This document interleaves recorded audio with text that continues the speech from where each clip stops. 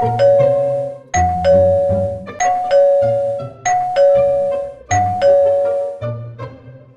রে, দরজাটা খোল না, কলিং বেলটা বাজছে তো।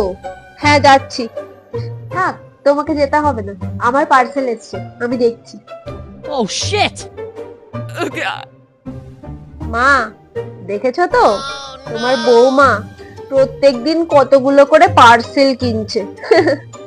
ভালোই আছে।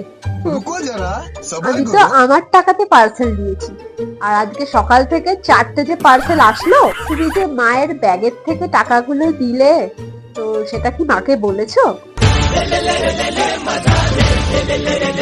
তুই আমার থেকে টাকা নিয়েছিস, বলিসনি তো? মা, আমি বলতাম তোমাকে, বিশ্বাস করো বলতাম। কখন বলতিস? আমাকে ভিখারি বানানোর পর? দাঁড়া, তোর একদিন কি আমার একদিন।